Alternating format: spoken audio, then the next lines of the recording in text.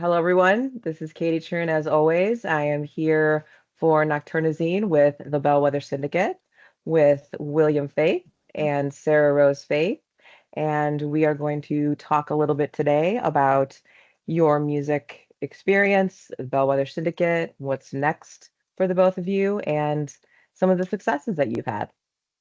Fantastic. What? So one of the first things that I was thinking about, and I couldn't find this online, but William, for you, where do you attribute your musical attributes to, and kind of how did you guide yourself? And you're a multi-instrumental musician. You can sing. I mean, you're obviously a natural born musician.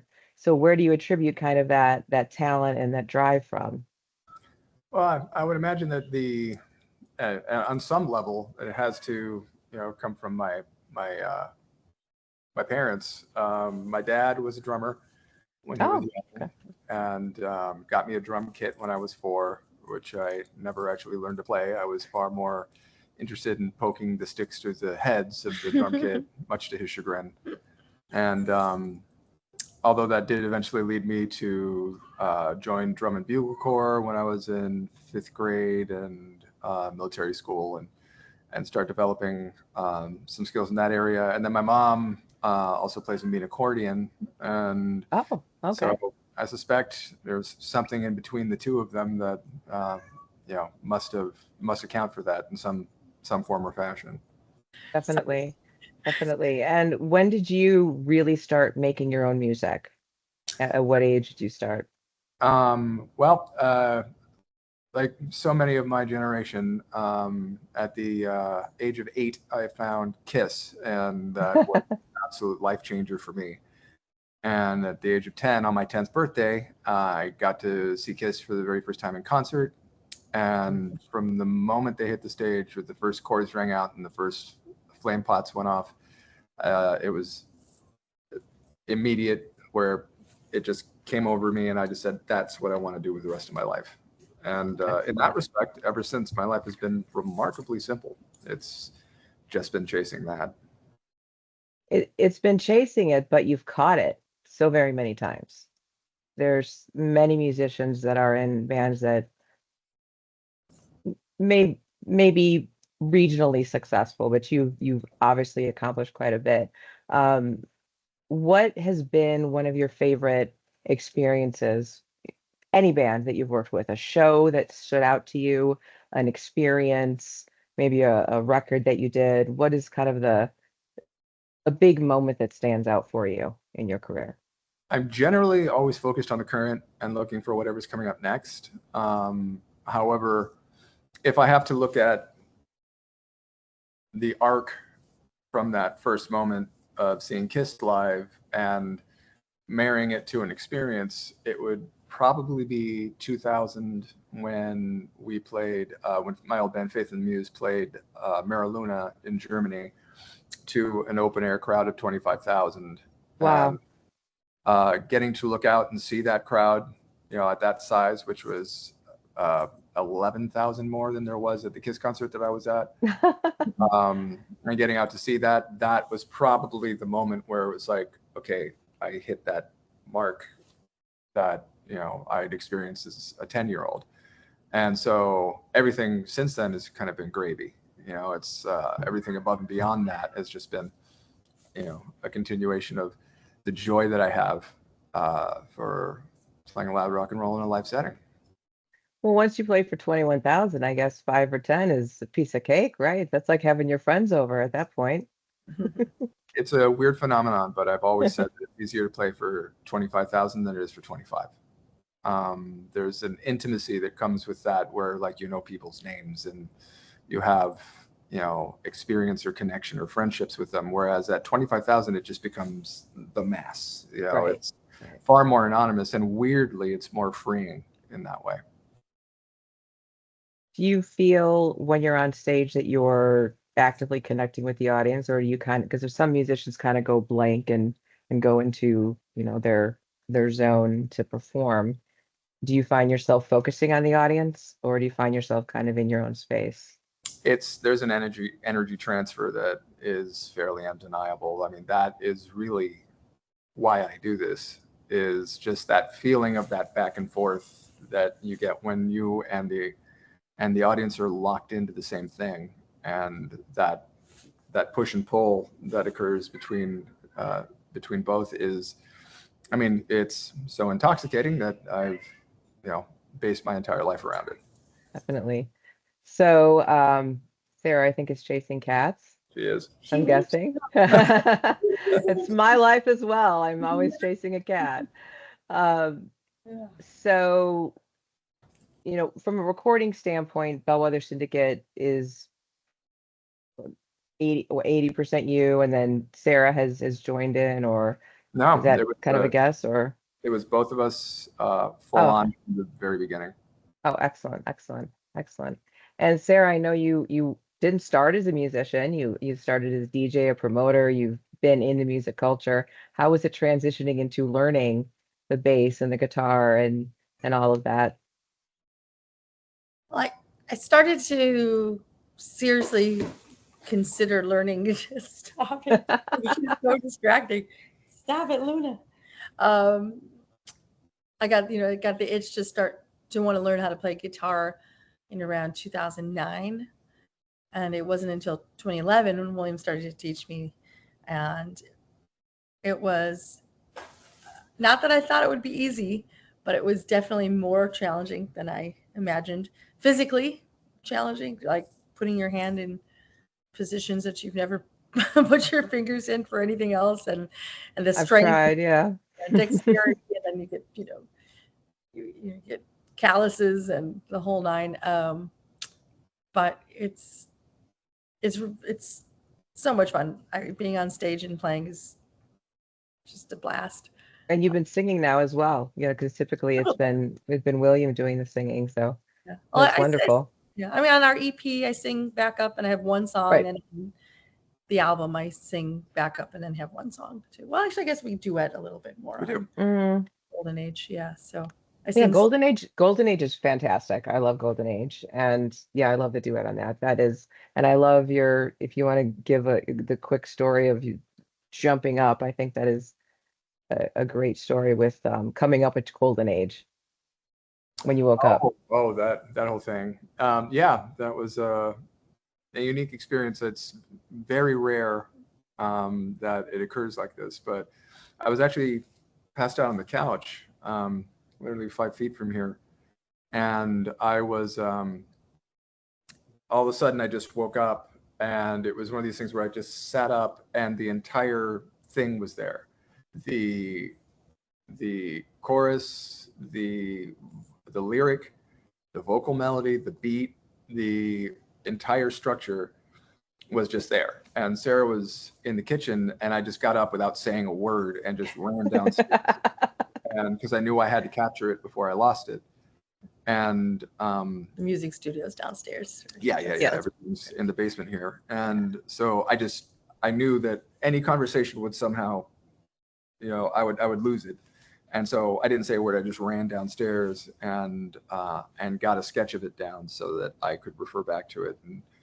And what it means is anyone's guess, because it just came fully formed. The chorus, the lyric for the chorus, and the whole thing. It was just there when I got up, and that is super rare. But when I get gifts like that, I take full advantage.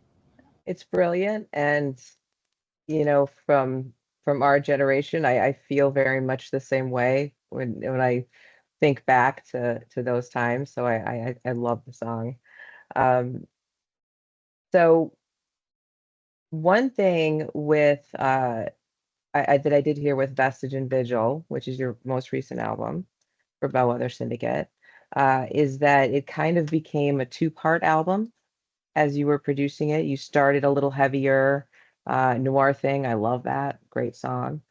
Started a little bit heavier, and then it kind of softened as we got to the end. And you had some decisions to make, I guess, when you were printing up the albums and the direction you were going. How was that? Very much so. It was. I mean, the album had been a long and painstaking arc, of about 6 years to get done, not by design, but just circumstance. And by the time we got to the stage where we were getting into the latter stages of it, and we realized that we were going to do vinyl, when we licensed with a German record label, and they wanted to press vinyl. And I mean, honestly, for me, I hadn't had to think in those terms since the 80s. My first thing my old wreckage did was a vinyl 45. Right. And that aside, it had been CDs, you know, ever since then. And so having to think in vinyl terms, and you can only fit 24 minutes aside, we actually had to cut a song. And we were, you know, trying to think what fits where. And then as we were looking through it, it seemed that the songs seemed to fit into one of two convenient categories. And one was this sort of, you know, an examination of what we've lost, you know, the things that we lost over the pandemic and whatnot. And so that became, you know, sort of, you know, holding vigil for, you know, what is past. And then the other was a celebration of what remains, and that became Vestige. And so the songs seemed to fit into one of those two categories, and they became album sides, which we hadn't had, again, I hadn't had to think in those terms in decades. And so at the end of it, it just seemed to very conveniently fall into one of those two, and that's how it ended up working out that way. It's a wonderful arrangement, and I hadn't considered that until I heard you say that in an interview. And I do like listen to that album often. I like it. And now when I hear it, I kind of hear that kind of slow descension, you know, as we get to the end. And it's a great album when I'm falling asleep because it can slow me down. So definitely great job. Your videos are really storytelling. I love them. And I'd love to hear a story of kind of how the We All Rise video came about, because that seemed kind of spur of the moment and kind of stream of consciousness. So I'd love to hear kind of where that came from. You must mean the one that you were in. I know I am, but it was such a cool experience and bringing together. So I'm interested how that kind of came about. It was very off the cuff. It was something that Sarah and I had discussed, and with the lyric obviously has a strong political bent, which is a common theme for this band. And when it came to assembling a video for it, Sarah and I talked about it, and I said, what if we did something that was based on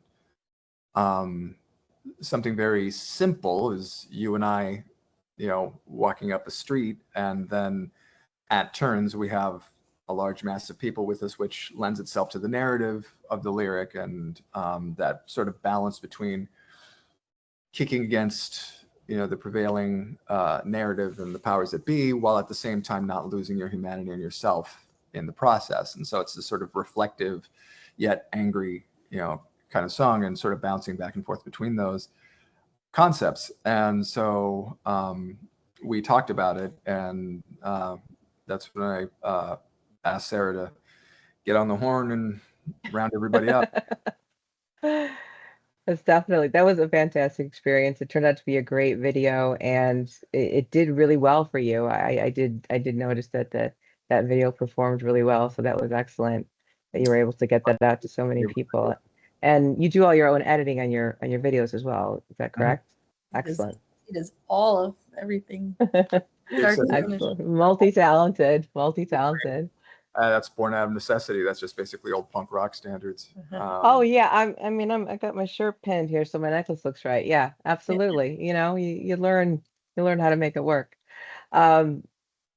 Speaking of kind of that era, you mention often that you were in a lot of activism in your youth. I heard a quote, and I'm going to say this incorrectly, but something like you would work on a cause, and then you're chasing the next cause, and then you're chasing the next cause. And somewhere along the lines, you discovered permaculture and started kind of on that path. And I'm wondering how that has guided you, and what your kind of view on activism is now, and what, you know, are you still, you know, are you looking at many causes now, or are you kind of focused more with that process? I guess the two things that I learned from permaculture is it was the first thing that I'd seen that wasn't looking at the world in terms of single issue campaigns, that it wasn't a singular focus. It was the first thing that I had come across that was holistic in concept, and that so much of it is really a design science. It's, you know, kind of designing your environment and using this construct to more closely replicate natural systems, and be those in the way we interact with people through to how we develop cities and all these different facets of just human life. And so that was very telling, because it really encompassed all of it, everything from how we treat animals to how we are in the environment to how we build to how we interact, what economics looks like,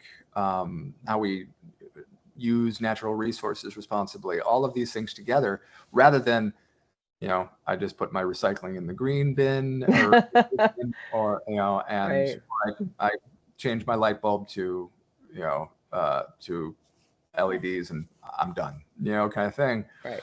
Right. So it was that holistic view that if something jingles over here, it's going to jangle over here, and, you know, taking that aspect of it and applying it.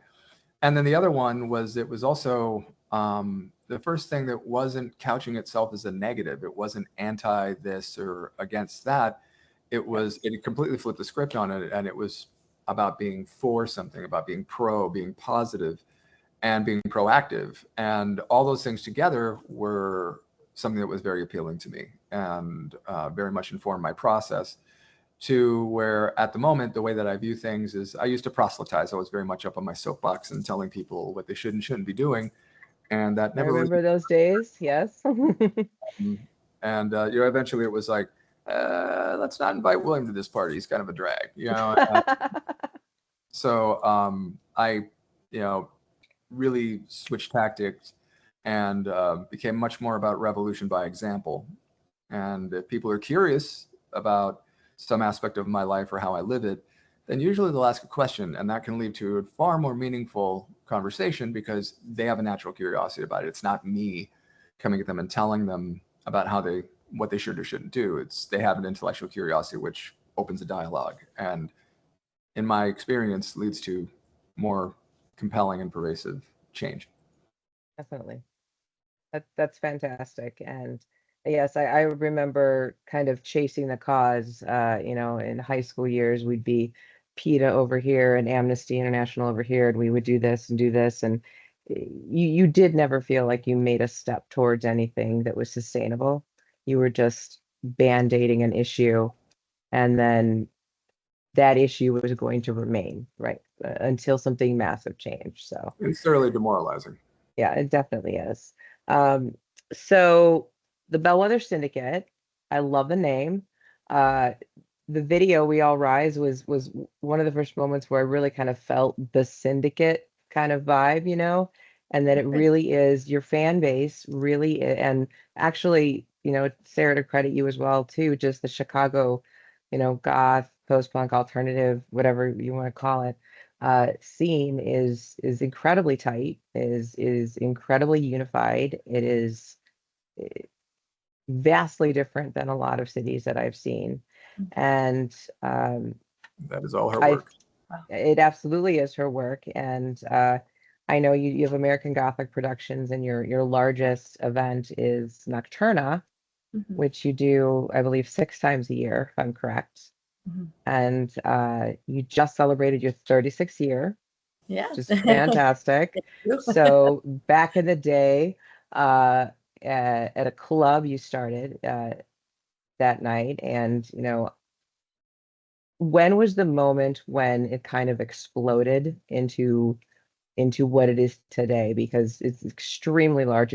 I believe, is it not the largest or the longest running goth dance party in the United States It at this is. time, which is fantastic. Yeah. Yeah. I mean, it's like the goth scene all over at least the US. That's what I can speak to mostly. You know, it's kind of ebbed and flowed as far as popularity, like, you know, Right. just as a whole. So in the early days back, you know, starting in 88, and we were on every Tuesday, and it was a 21 and over event at a much smaller club. A lot of weeks we would be at capacity or a little, or there would, 100 to 200 people. Then there'd be some weeks when it would be like, 85 or so. So it vacillated a lot. We moved venues a few times, not many, but a few times. And before the pandemic, we were doing okay, say 400, 500 people, which is formidable. But it's really expanded exponentially since the pandemic.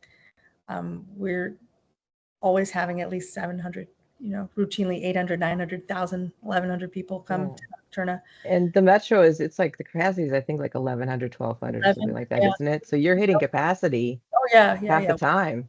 many times now. That's better than a lot of bands can do, honestly. Halloween I wasn't here for it, but Halloween was 1,300. Yeah, Wow. that was the last because there's a Halloween. churn. Right, so people waited in line, though the club was full, until some people, they would do the thing like two would leave, would come in, and people actually stayed in line for it, which was fantastic. Amazing, mind-blowing.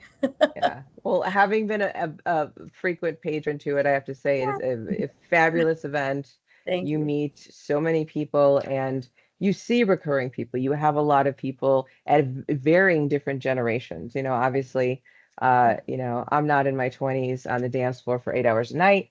I prefer to probably be in a table for the majority of the time, but you have a very vast, very diverse, in age and style clientele that comes, and it does have that vibe that it's a home. If you're looking for, an entree maybe into this culture, when you're younger, it's a great place to meet a lot of people, and you're going to meet people older too that can, lend an ear and a thought sometimes. So I think that's fabulous. So great news for you.